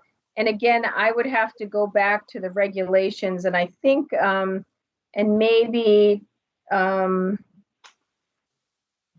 Goddard can maybe try to explain that, because you know this memo that you provided was really trying to explain that. So do you want to jump in, Tim? Yes, thank you. I can clarify a little. So under 310 CMR 10.585E and F, we are allowed to alter. Yeah, it's a mouthful, right? Yeah. We are allowed to alter within previously degraded surfaces, as we are, as you can see in the next graphic. But it's a net increase of approximately 1,500 square feet of restored area, despite the little impact to the left that's not necessarily within degraded surfaces already. And what else exactly did you need specific clarification on? whether you can alter that by right or whether it's with permission from conservation and or ZBA. So regulatorily speaking, under the Wetlands Protection Act, you are allowed to do that as long as an area as close to the river itself as possible is restored at a 1-to-1 ratio. And again, we're restoring it at a 1 to, I don't have my calculator in front of me, but it's more than a 1-to-1 ratio because of the increase of 1,500 square feet. All right, so even though conservation is saying they don't like the bocce court, there's nothing they can do to stop it. Is that correct? Well, it's hard for me to say there's nothing they can do to stop it, but I can say that regulatorily we are compliant under 10.585F. Yep. So You're right. this is where I was tearing my hair out the other day, and why I asked the question to begin with, because I was looking at the regulations and I was looking at what's degraded. It's where there's no topsoil, so that's really only the small section of the barn and the so it's this little section. Let's see, this little section of the barn and this little section of the paddock that they would be using. So I was still trying to debate how to deal with this, and I did call a couple of other agents, and I got some input, but I hadn't quite. When I got this information today, I mean, it's good information, and I'm still trying to grapple with sort of. So yes, we're getting better. You know, this is definitely an improvement over what exists there today. So the question is, how do we deal with that? So I think. I don't have the regs right in front of me to figure that out, so. Okay, well, you help. And I guess a question maybe more for legal when it gets to the council part is whether we can have a condition that there is no bocce court. But that's later. Yes. I mean, I think all what we're really just trying to figure out is how does this meet with the regulations, and how do we parse the difference between the degraded and the sort of not degraded section of the riverfront area, and how to kind of come to an understanding there. So I think we're all grappling with the same thing. So yes. Okay. Mr. Chair, if I may, just to kind of clarify overall, we have to comply with the regulations, and the plans we're putting forward are an attempt to demonstrate how we're complying with the regulations. You know, the Conservation Commission's role here is a little bit different than the council's role with a special permit or the ZBA with a variance in terms of the level of discretion. Obviously, the Conservation Commission may impose conditions upon what we're doing, but the regulatory scheme that the Conservation Commission is looking at is a little bit different than another type of permit granting authority. And so here, this is much more of an exercise in what are the regulations and do we comply with the regulations? And, what we believe we've put forward is a plan that complies with the regulations and overall makes for a better site, better for floodplain, flood storage, and getting closer to the way that riverfront is supposed to be. Thank you. Yep.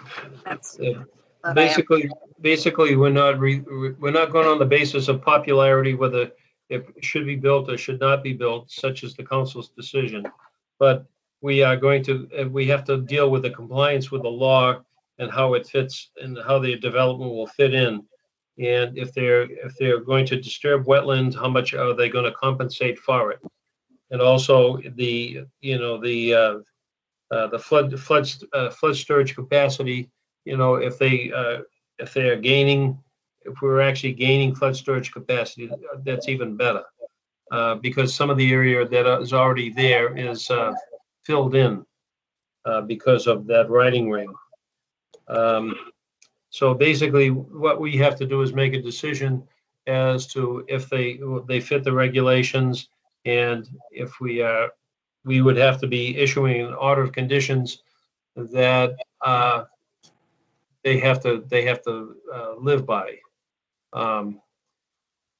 Council's decision is to determine whether they should be constructing it and the impact upon the area. Ours does not deal with that. That I know that there are neighbors across the street that are not too much in favor of it. There are neighbors behind it that are not too much in favor of it. But we have to do our due diligence to make sure that if they are going to comply with the law, they do it with the best possible plan forward. They still always have the right to appeal to the Department of DEP, for a superseding order of conditions if we deny it. So my feeling is that what we should do as a commission is make sure that we dot the i's and cross the t's, and make sure that we're going to get everything that we possibly can. I'm not too happy with the idea of a bocce court there. I'm not too happy about a dog park, but, you know, these are the ones that are proposed. You know, the bocce court, you know, probably would just draw that wall back. You know, that would draw the wall back and be less impact upon the floodplain. Okay, that's what I have to say. Anyone else out there? We have other members. We have people that have joined us. Mr. Chairman, there is a question in the chat. Would you like me to read it? Please read it. How do you define degraded area that you're discussing where the pool and bocce court is, ? And then a follow-on that says, there is plenty of topsoil there if that is part of the definition that goes right to the brook. It's the environmental person. Yes, this is Tim McGuire from Goddard Consulting. So that area, that is not topsoil occurring within that horse paddock, trotting park, whatever it is, and under the Wetlands Protection Act, that's not considered. That would be considered a degraded surface indeed. The adjacent pasture that does have the topsoil and the vegetation grown in, that we are not calling out as degraded surface. But that area lacking topsoil and vegetation would be considered to be so, just as a building would be, as that corner is. Okay, so in other words, because it being gravelled and also a structure being on it, is that a barn or a house? What is that? It's a barn. Barn, okay. Okay, and anything else? Any other questions from the chat? Oh, no, not that I can see. And Karen, did that chat have a person's name on it? It did, Victoria. Okay. Okay. So the other thing that I did receive today that I just opened just a few minutes ago is we had talked about snow storage at some point and where that could go. And we had talked about signage. And I think David Robinson sent this to me. So David, do you want to explain that to us? Yeah, so basically as shown on the snow storage plan here, as we discussed with Priscilla, snow will be stored in parking spaces until such a time that mandates that snow needs to be removed off of the site. So in keeping with the conservation's preference of keeping snow on paved areas, away from catch basins to the maximum extent practicable, and off of landscaped and vegetated areas, that's kind of what we're showing in this revised snow storage plan. Okay. Any other questions, Priscilla? Let's see. I think we've covered most of the things that I had raised earlier.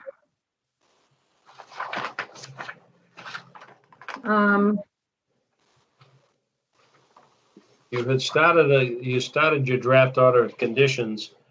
I did start a draft, and I guess the question is, do you guys feel comfortable? Are you ready to review that, even cursory, or do you want to wait till you guys, I guess you guys have to decide whether you're ready to think about that or where you stand.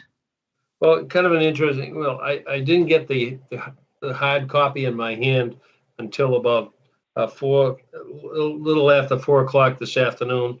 Right. And I'm dealing with a lot of other things in my life, and I didn't have a chance to really sit down and go over them. So I'm not really ready for the order of conditions. Have you sent these out to the applicant? I did send them out to the applicant, and that was the other email. Is that was it Carlton? I'm not sure. One of you provided a little bit of information to fill in the gaps that I had left. So I haven't shared those with the commission because I just looked at those two. So I don't feel as though we should go forward this evening at this point. What I want to do is I want to review them. If you have the fill-ins for those gaps that we have, I'm looking at it right now, And if you have the fill-ins, it would be helpful. I would also, think that other members would like to review them. I know that they probably were receiving them electronically, and that's very difficult. We're living in a difficult time as far as the way that we do business. Normally, what we would have is that these all be in our hand at this point. And I don't feel comfortable this evening. Okay. This evening, and just to probably put it off until the next meeting. I want to close this. I want to get this done. We started many months ago on this, and I think it's time to draw a conclusion and to come up with our order of conditions. So from the comments we had. Katie Roby has a question. Oh, okay, go ahead. I guess my question is, it's my understanding that the ZBA has a special meeting on Monday to deal with conditions that you were supposed to be giving them. So if you don't have anything ready, does that mean? They'll have to continue. Yeah, okay. well, I wasn't aware of that. Well, I believe Yes, they're, you have another they item, but I thought they had set this up as a special meeting because they didn't have one. But I could be wrong. Nope, that is absolutely right, Katie. And I had talked to Sue, and I said if it goes forward, then we'll give you something for Monday, and if it doesn't go forward, then you'll have to continue, because I believe, and Brian Falk can correct, the determination had been that the decision from conservation needs to have been given to ZBA for them to make a decision. Yep. That is what the city solicitor's office has concluded. So that's the advice the ZBA is following. Yes. Correct. Yeah. That's what I thought. Okay, I just wanted to make sure. Thank you. So Okay. if we are continuing this in anticipation to sort of resolving some things, some of the conditions that I had put in there, I had question marks. One was the dog park, and the conversation I had with Tom Moran, and you can explain this too, is that with Talia, they had come up with a subsurface system that there was a little bit like I don't know, doggy park septic system, sort of, a little bit. I mean, it helps to filter the water a little bit. In this case, because it's so much further away from the wetland, and it'll have to drain quite, a ways. I think their suggestion was that they didn't have to do that. They would just have a grass there. I had looked at some aerials from 2017 about the drainage that's there, and it looks as if the drainage, I guess I would want to make sure that wherever the dog park is, that it's not sort of in this flow, that it gets graded around it enough so that the water kind of gets captured and maybe treated a little bit or something. But that's my opinion. It's outside of our jurisdiction, so we could decide whether that was a question that I put on the table. And I can't remember if there were others that I had. I guess the pool issue has to be resolved, that we need to get more information about sort of how the pool is treated. And then I can't remember if there was any. There was. We have the grading on the outfall. Oh, on that pipe. Yep. Yeah, the outfall. In other words, there shouldn't be any direct outfalls allowed into the wetland. Outfalls should only be directed in 20-foot before the 20-foot no disturb zone. Right. Yeah. And so in other words, also I'm concerned about the pool, if the type of filtration system, and if they're going to have any backwash system or any water dumping, where would it go? Most likely, it would have to go into a drain system. Then it would go underground. So I think that they have to just come up with an answer to that. Okay. So I want to. Can we possibly continue this on to our next meeting, which is what, the 26th, 20th? Yep, I believe it's the 20th. Okay. And I guess the question for the applicant is, do you have any other questions that or things that are outstanding that we need to, that you want to get clarified right now? I'll turn to Dave Robinson and Tim McGuire if you have any. I don't. I'm just hopeful that we've got the full list for us that you need responses from, just so we, can wrap up on the 20th. I want to wrap it up on the 20th, Brian. This is David Robinson. I have nothing else to offer. Just echo what Brian just mentioned. Okay. And what I can do is David and Tim, McGuire, I can work with the sort of the blanks I have on the draft order, and we can sort of fill that in and then try to get that done next week so I can send it out to everybody so they can have a hard copy to review. Yes, absolutely. Okay. Absolutely. That sounds good. Great. Thank you. And so in other words, you review it, and if you have any additions or corrections, please do, so that we can get a clean copy. It's like the special permit for a city council. You want a clean copy at one point. So the thing that the commission needs to review when you guys are looking this over is this whole riverfront area, and I will try to look at the regulations and give you a memo too that sort of piggybacks on what Tim McGuire said, just so that we're all on the same page for understanding what our role is and what the regulations say. Okay. Okay. Okay. Priscilla, this is Scott Goddard. How you doing? Hi. I stepped into the meeting a little late. I was tied up in Wellesley. Was there any other last minute? Were there any last questions that I could help with? Tim McGuire can fill you in. We're sort of debating this riverfront area compensation stuff. So maybe you and the three of us can talk a little bit, because I need to understand that in order to sort of be able to really give a better recommendation as to how that works. Okay, that's fair. And before I move on, are there any other questions out there? Any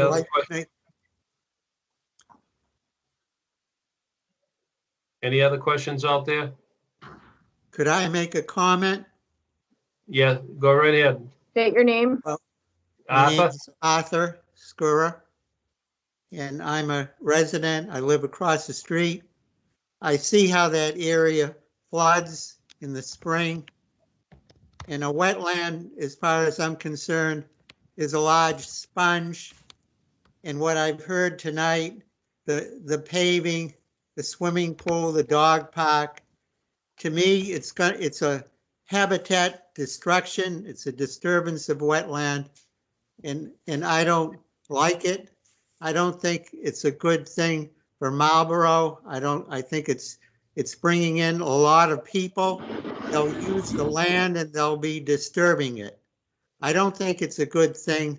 I'm not happy about it, and I want to let you know that.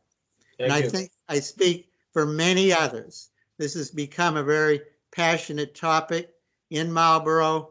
There are hundreds and hundreds of people opposing it. Yeah, thank you. Thank you, Mr. Skura. Anybody else before we continue? This is Councilor Laura Wagner.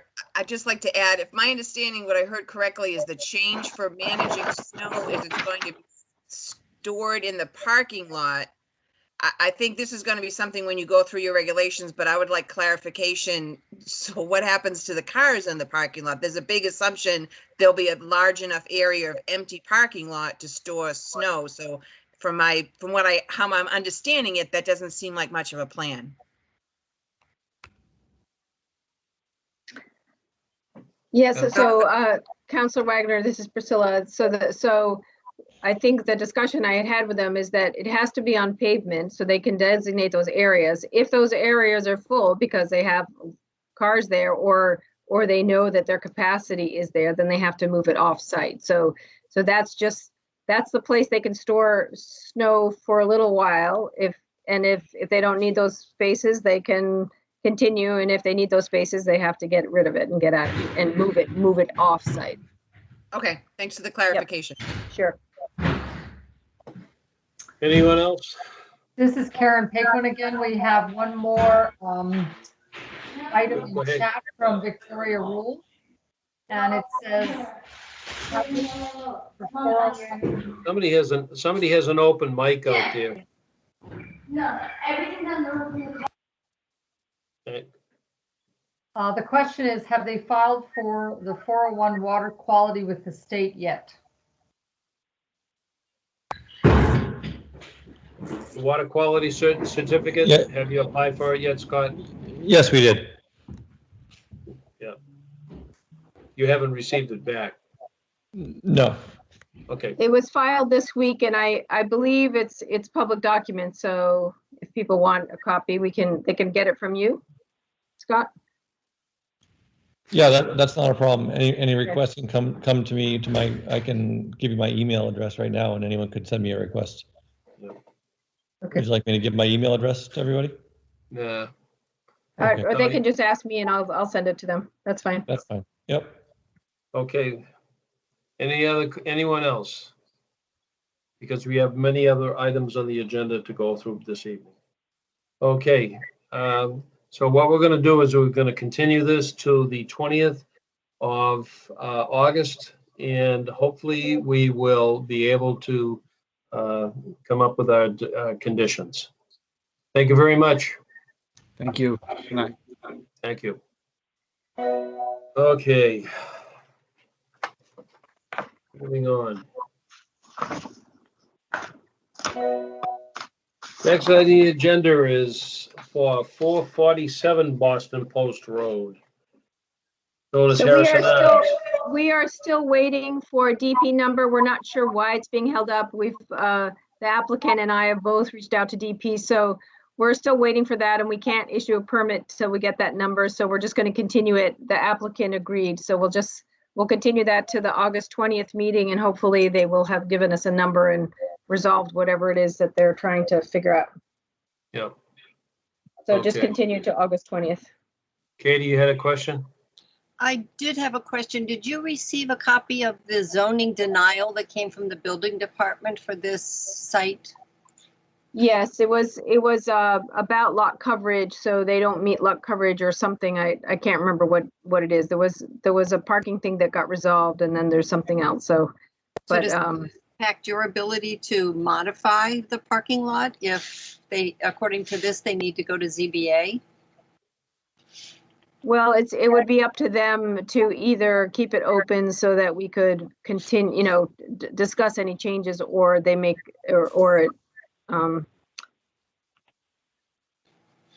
So you're right. If we close the hearing and ZBA changes something, then they would have to come back and amend. So Okay. that might also just be in their benefit too. So we'll continue it and then. Yeah, cross because that we bridge don't when have, we we get don't, we don't have a number for it either. Okay. So- I won't be able to watch the August 20th meeting, so I just wanted to ask the question tonight while I Okay. had the Yeah. opportunity. Thank you. Good question. Yeah. Yep. Okay, Everything's so related.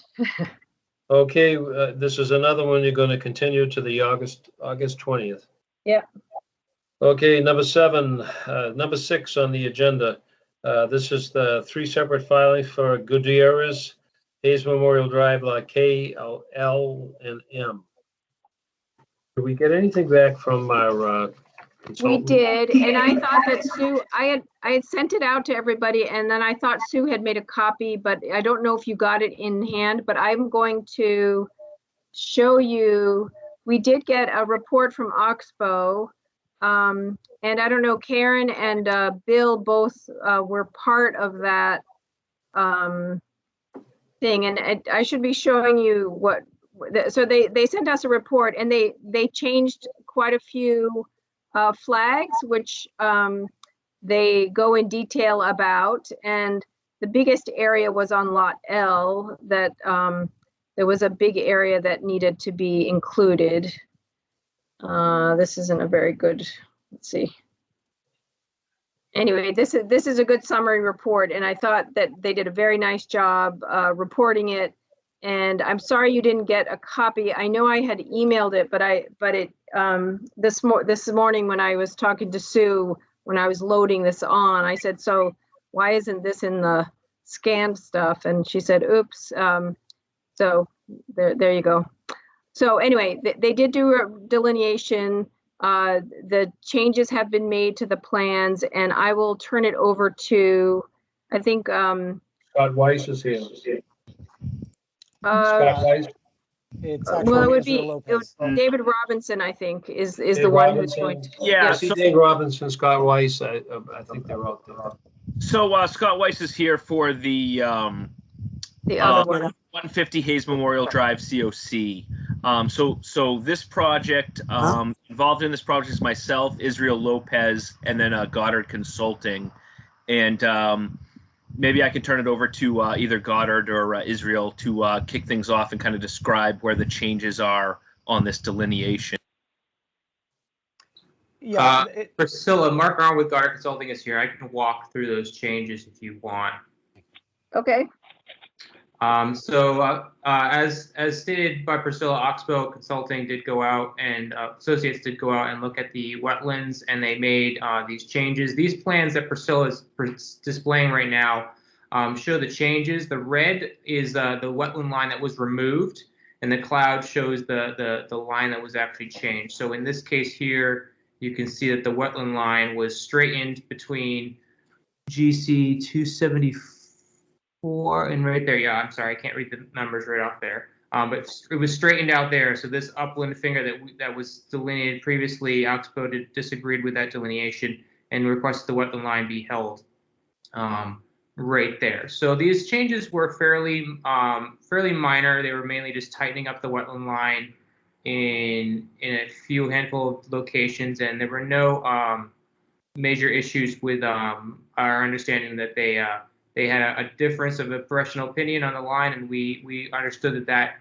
could be a reasonable understanding. So there was some flags that Priscilla is showing here. These were renumbered just because of a field mistake in the numbering of the flags.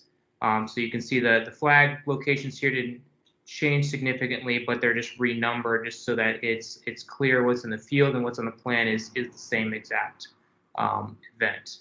So I think Priscilla's coming to, so we have it again, another small change here where the line was adjusted, basically bringing the wetland higher up on there. So, and this sheet here that Priscilla is now pulling up is the one with the major change that we had originally from the original ANRAD plans, which shows this wetland finger on the right side of your screen there that goes up there. And Oxbow made one more change after we had hung the flags there. That was the area that we had some equipment pass through because the wetland finger was overlooked. As you can see, there's a very narrow connection through the stone wall there near GC, I believe it's 68 and 69. Yeah, Priscilla, if you could zoom in, that would be great. Let me try. So yeah, it's GC 78 and 79. There's a very narrow connection through the stone wall. There was very dense vegetation in that area. And as we were viewing the wetland line, there was this very, very small hydrologic connection through the stone wall that was really imperceptible. But after further review, after they did the test bits, we discovered that there was a wetland finger out there. We hung the flags out there. And as you can see, Oxbow did request one additional revision up top there. Otherwise, they agreed with the line that was completed there. And so those were the wetland changes. In general, overall, the wetland line was moved up slightly in different places just to ensure that the wetlands were reasonably delineated to the satisfaction of Oxbow. And that's the wetland delineation changes. And I'm glad Priscilla also discuss what happened around this this wetland finger with regards to the equipment that passed through and how that was restored as well. Karen and Bill, do you have any comments? I mean, I know you walked it and the changes now are reflected on this plan that I was showing. Karen, do you want to go first? I guess my comment would be that the restored area looked good in that area where the equipment had gone through. And the restored area, it just means that it grew back, or did they do something? I believe there were some plantings, or perhaps it, no, I believe there were. There were plantings, and I believe you guys decided to do a few more plantings. Is that right, Mark?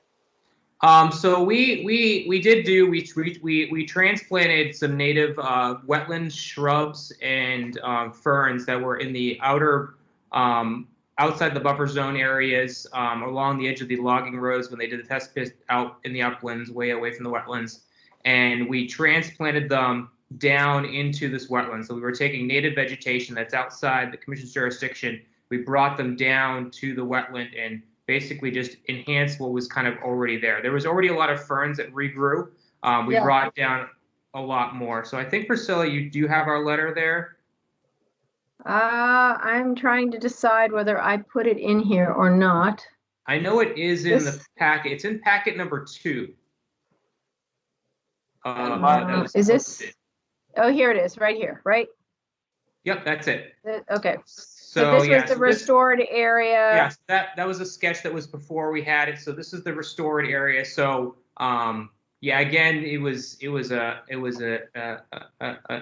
mistake that was made. I mean, Gutierrez they were down there and they realized, you know, something's not right here. They called us out. We said we should take a look at this. We looked at it and we said, okay, we got to make sure that any type of damage that was done is restored there. So you can see we put down clean leaf mat across the topsoil. You can see all the ferns. We had cinnamon fern and sensitive fern. We also had Christmas fern in the edge of the buffer zone, which we also restored. We tried to restore that 20-foot no disturb buffer zone as well. You had spice bush, high bush blueberry, transplanted shrubs, again from like outside the buffer zone in to basically save native plantings that may be disturbed in the future and bring them down and to enhance that area. So the area is basically you're going to have your 75% wetland vegetation coverage. There's still full tree canopy from red maples all around. And then we did have the logs that came down when they did the logging. We did place them down to add some woody debris for wildlife habitat as well. So the area looks really natural. I mean, if in a year, it'll be even harder to like it was native, it was wild, because that's what wetlands should be, and that's what was our goal. So we hope that we were able to fix something that happened that was a mistake that was overlooked, and we're glad that we were able to get in there and quickly fix it to make it look great, especially in the summer season, and with the rain we've been able to get, it's definitely coming nice. Well, I certainly appreciate it because you there was a violation and you fixed it before we gave you a violation, so that's a good thing. So I appreciate that. So Priscilla, when you and I walked it early and discovered the violation, yes, it was quite a surprise. And on the flip side, when we went back to do the last tour of the jungle that we took, it was a pleasant surprise to see the work that had been done. And Mark, I believe Scott, and I'm not sure which Scott, I can picture his face, but whichever Scott, I think that he asked that it be expanded, I'm going to say to the north a bit with some more planting, and I'm not sure if that is been done or still on the books. Let me just double. I know Scott is on the call right now. He might be able to answer that. Scott, do you understand? I wasn't there for the site walk. The question was about the area right in here where Oxbow wanted to add an additional flag and modify it. Is that what you're asking about? What I'm asking about is where you restored. Yep. There was a bit more restoration that Scott had asked for, and I'm just wondering if it has been done. I haven't been out to the site in the past couple of weeks. Yeah, well, what he was asking for was to ensure that this triangle here was included in our restoration area and in the wetland delineation boundary of which it was. So I think if Scott Smyers went back to the site, he would be pleased. Okay. That's all good to know, and somehow we'll memorialize it in whatever conditions we issue for this particular lot, just so that it's it's clear, because we'll probably have to just make sure that it restores itself in the 2-year time period, but it sounds like it's going to be restored by the end of the fall on its own anyway. So, and the good thing is that it wasn't disturbed that much, so there's probably some good rhizomes in there that are going to pop up on their own too. So that's all good. So so that leads us to the point where we have a delineation that we can all agree with, but I guess that takes us back to where we are with these lots, because the notice of intent was inclusive of the delineation and not separate of it. Okay, so in other words, what it is that we, do we have a final marked up copy of the new delineations? We do have this, but if you could give us some paper copies so everybody has it, that would be great. Yeah, this is David Robinson with Allen and Major Associates. We're the one who have updated the existing conditions plan with these new revisions. We did send Priscilla an electronic copy of the clean document showing the new wetland delineation, and we'll be more than happy to provide hard copies to Priscilla and the commission as well as soon as possible. Yeah, I'd like to receive a clean copy of it. Yep. Absolutely. So David, Okay. why don't you tell us where we stand now? Because I think this was a 3 big projects for that, and I think there's some changes that are needed. So why don't you tell us your timeline and what we want to do next on that? So primarily the major changes are going to be to Lot L, obviously having that additional wetland finger in the location of our previous detention basin area is going to be, a fairly significant change to the program layout. It's something that we're working on currently, but lots K closest to Route 20 and lots M furthest away from Route 20 are largely going to remain unchanged at this time. It's really going to be Lot L that we're going to have to work around these new delineations with. Okay, so to proceed, so in other words, because the delineations were not separate, so we are continuing in the notice of intent. So you're going to have to, what do you want to do? Deal with Lot K first, and then M? Which one do you want to, where do you want to start? Yeah, I believe in our feedback from the commission as well as the site plan review committee that Lot K and M are both, we haven't received too much pushback on those particular layouts at this time. It's mostly Lot L. We're going to be forthcoming with the revised Lot L plans, but if we want to discuss lots K and M at this time, we'd be open to that. So the wetland line changes a little tiny bit on both of these, right? There was some changes, just small changes. Yes, there are, but there's certainly things that we can easily incorporate into our plan. It's mostly going to be, minor changes to the grading or the slopes, but it's nothing that's going to significantly change those two program layouts. Okay. So is there anything about these that we want to talk about tonight, or do we want to just wait and talk about them at the next meeting and have everybody have a new set of plans that shows the wetland line and then go in detail? I think that the primary focus of tonight's meeting was to accept the delineation and the peer review and all of the work we've performed with Oxbow Associates, and then B, get any feedback, as to the unchanged program layouts of lots M and K at this time. Yeah. Priscilla, you have the copies of this, Yep. So I guess what I would suggest, since I haven't really studied these, I was more concentrating on the delineation. I don't have any comments right now. I know that they're staying at the 20-foot buffer. I want to look at the drainage a little bit more closely and just see how all of that's discharging and working. So if we want to just wait till the next meeting and we can all look at those, and whatever plan revisions we have, we can get paper copies to everybody so that everybody's on the same page. So actually, could we do Lot K and M at the next meeting as far as the notice of intent? Sure, we could move K to and M to the next meeting, and then L, I guess, David, meeting. when do you think that, it will, Yeah, so L be a this is little bit Israel. later?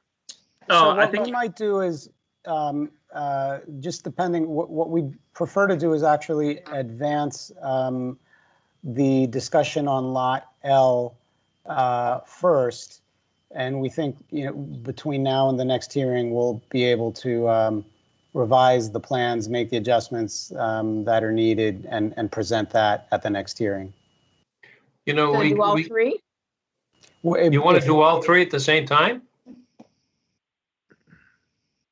No, I was reversing the order and suggesting that we do Lot L first and then lots K and M at the subsequent hearing. Okay, so Lot L at August 20th and Lot K and M at the meeting on September 3rd. That seems, yeah, that would be our preference. Okay. Has site plan review reviewed these lots? That we're in the process of doing that, and I believe that Tom DePercio is working on his drainage design comments, and I don't think he's issued them yet, but he's in the process. Yeah, we rely upon the site plan review and also the city engineer, for a lot of our decision making. So if you would, so we'll go with Lot L next meeting, then K and M in the subsequent meeting. Okay. Sounds good. Okay. Thank you. Okay. Thank you. It's agreeable? Yes. Okay, thank you. Okay, so we're going to continue this. We're going to go to Lot L on the 20th of August FRR review. Thank you very much. Okay. Okay, moving on here. The applicant, we have a continuation of public hearing for a notice of intent for 178 Simpson Road, Mr. Basaza. And I guess the applicant has requested that we continue this to the 20th of August. Correct. So go ahead. So at the next meeting, they will have a new plan, but prior to that meeting, they did hire a wetland consultant who did do a wetland delineation, which appears to be at the toe of slope perhaps. So we should get a plan shortly. And I didn't know if we wanted to set a site visit the week before that week of the next meeting to go out and look at that, or whether just to move things along. Our next meeting is the 20th, so whether we wanted to do Monday, Tuesday, or Wednesday of that, just to look at that delineation, just to see, because I think there's going to be more impact than we had anticipated.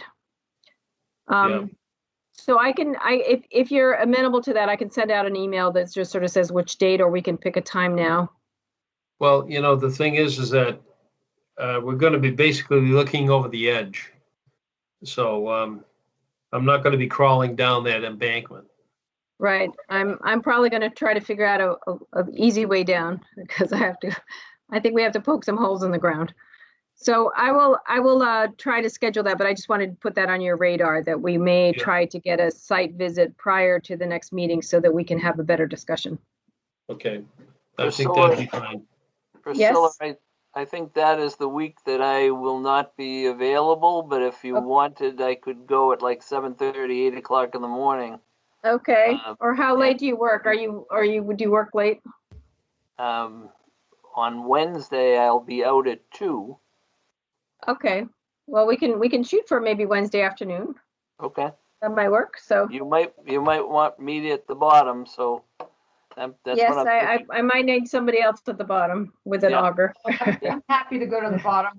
I like. Okay. Okay. So anyway, that just heads up. That's coming down the pike, and we'll you will have had the plan by then too. So you will have had the packet. And then there should have been on this agenda, there should have been the certificate of compliance there is for 150 Hayes. For 150 Hayes Memorial Drive, that'll be continued. No, not continued. They continued it. I am all set with that. I walked out there, I looked at the plans.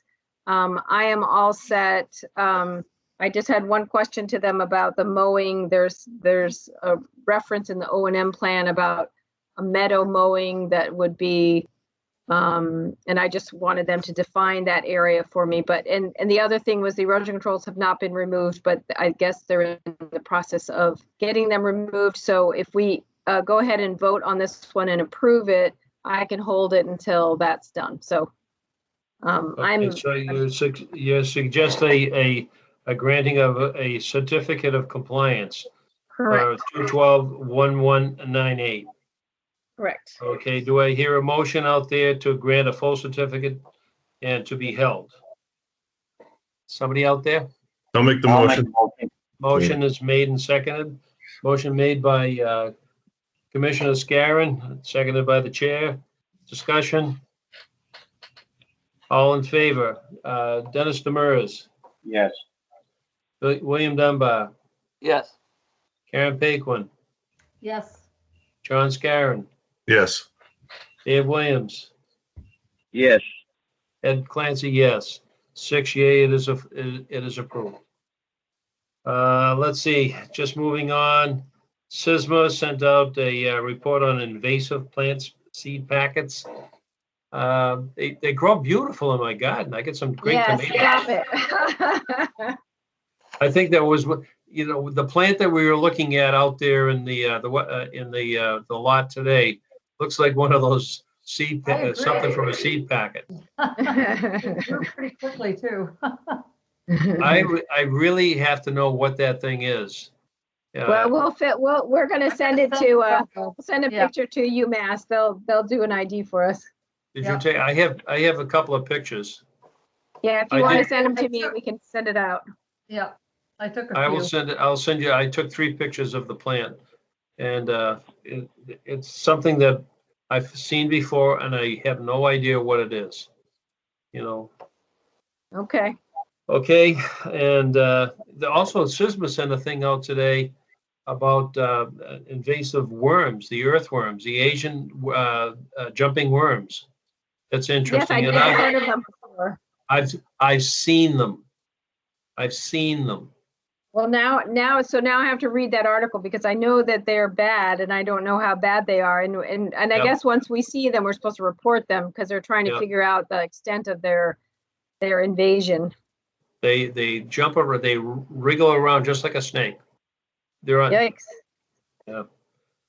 Okay, so the next Conservation Commission meeting is August 20th. We've got an awful lot of stuff to iron out here. We do, and we also voted on quite a few things tonight. So I'm going to, probably Monday or Tuesday, I'll have Sue give you a call and just let you know when the packet is ready to be signed, and you guys can stop by at your leisure to sign those things so that we can get those things out. Okay. Anything else? Anything else before we adjourn? Entertain a motion to adjourn. I'll make a motion. Motion is made and seconded to adjourn. All in favor? Dennis Demers. Yes. Dunbar. William. Yes. Aaron Paquin. Yes. John Scarron. Yes. Alan White, not here. David Williams. Yes. Yes. And Ed Clancy. Yes. We are adjourned. Thank you very much. Okay, Hopefully we can- 9:09. Thank you very much. Thank you very much, We everybody. can stop recording, Cynthia. Thank you for attending.